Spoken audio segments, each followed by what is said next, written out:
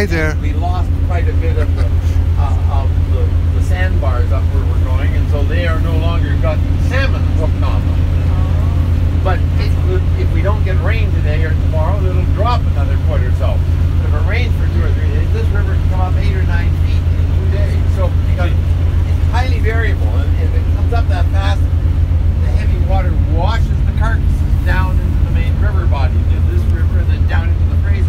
The Fraser River, by the way, is about a half a mile down there. We were right at the junction of the Fraser River. So, a lot of variables. The weather in the north drives the birds down. Whether we get a lot of rain and if this is the river and washes the carcasses out and takes the salmon away from them, if it takes the salmon away from the eagles, it gives them to the sturgeon. We are on one of the world's biggest sturgeon rivers.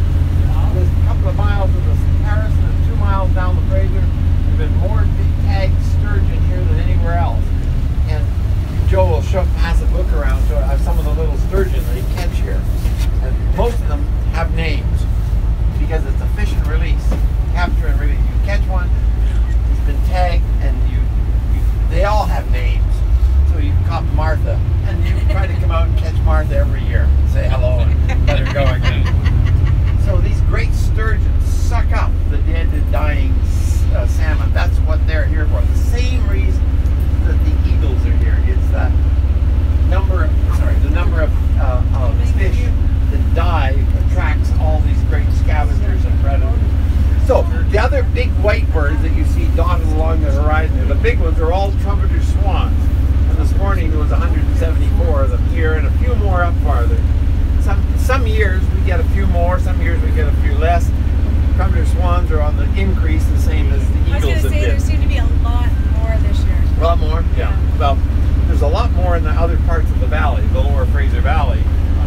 And it's not that there's more trumpeters. The belief is they're being chased out of the Skagit River down south of here. Another little problem, because of the new administration in the United States, they're no longer supporting conservation measures, so there's no conservation of putting in food crops like there used to be to feed some of these big goose swans, and so the trumpeters have come up here because the food was left for them.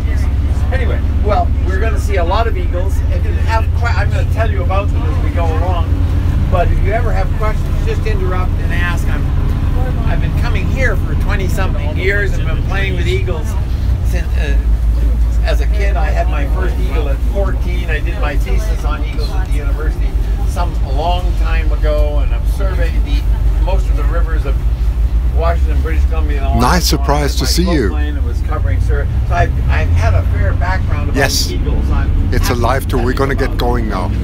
We're going to move upstream a bit.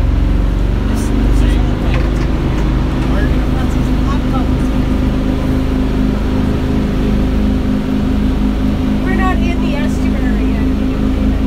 These are the border eagles. Border eagles. I'm broadcasting live, okay? Good signal here. Mr. Warren.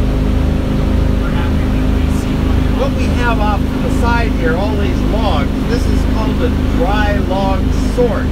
From the different mountain ranges around here within 60, 70 miles, they bring the logs, they sort them by species and size, and then when they mill, all the big mills are down Yes, the Fraser River, Chehalis. on the water's edge, but they haven't got storage areas. So when they say we need another 100,000 board measure of logs of cedar or fir, or they push them into the river, bundle them on, and they tow them down to the mill.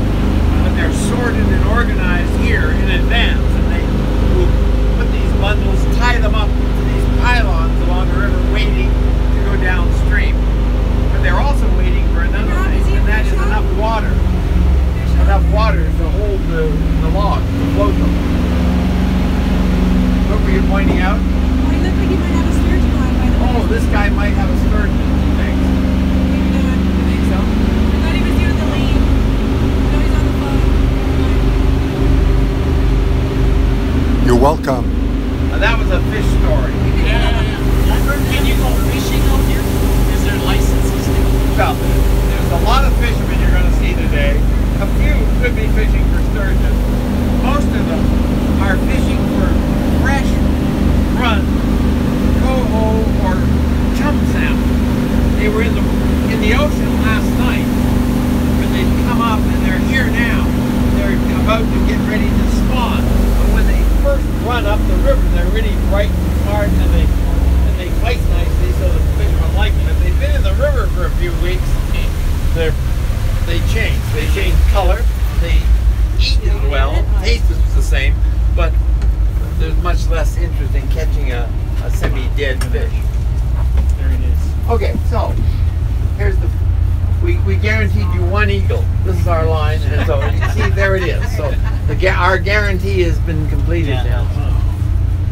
The question is, do you want to go further or do you want to go home? Home. Carry on. You want to go up? Okay. Are there any golden eagles mixed in Oh, with these everybody guys? asks. Okay, we're going out here.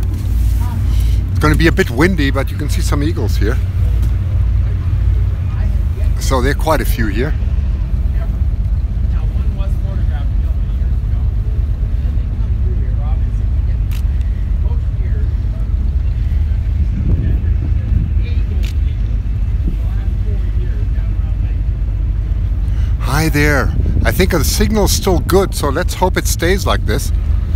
I'm out in front of the boat now, giving you an incredible overview. So you can see that's just fabulous, isn't it?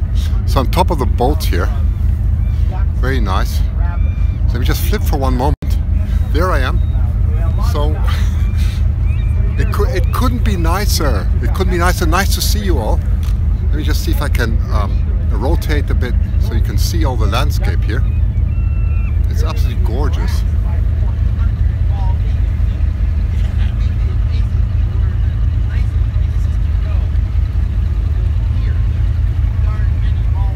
There you go. Flip the camera again. Okay. Oops. Careful. There we go. That's nice. I can see your comments, so it's okay. Just have to hold on. It's going to be a bit windy. Okay, it might blow a bit in the microphone. The eagles are saying, "Oh, look at the people!" Yeah, they are. Isn't it beautiful? Look at the pristine. This is glacier water here, part of the Fraser. There's the golf course where I gave the first broadcast just 2-3 days ago from here, right?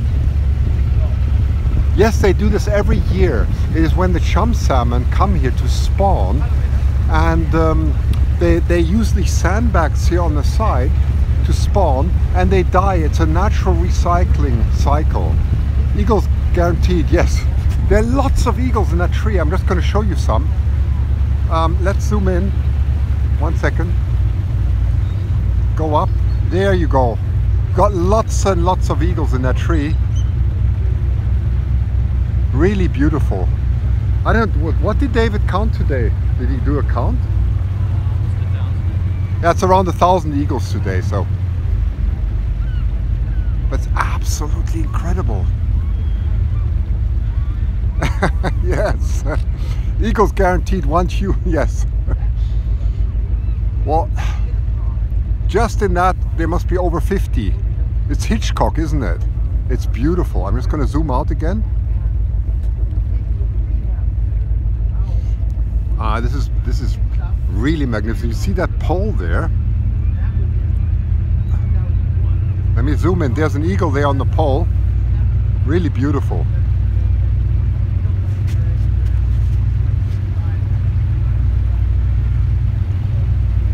I must say this is really marvelous today. Oh, sorry, I just had a phone call. Phone call just went in, so let me just zoom out again.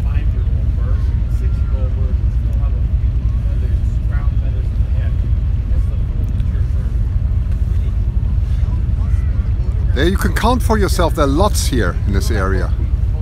And there's an eagle nest over there. I can see one. Right there. Just beautiful, isn't it? It is. Let me zoom out again and just show you what it looks like with a boat. So I'm standing here in the front of the boat. There you get in. That's David Hancock, as you know. Yeah. Hello. That's David. He's always. There's about. By the way, Yeah, I how did many? a count on the Yeah. last trip up here an hour ago. Yeah. And there was just over 3,000 eagles here. Really? Yeah.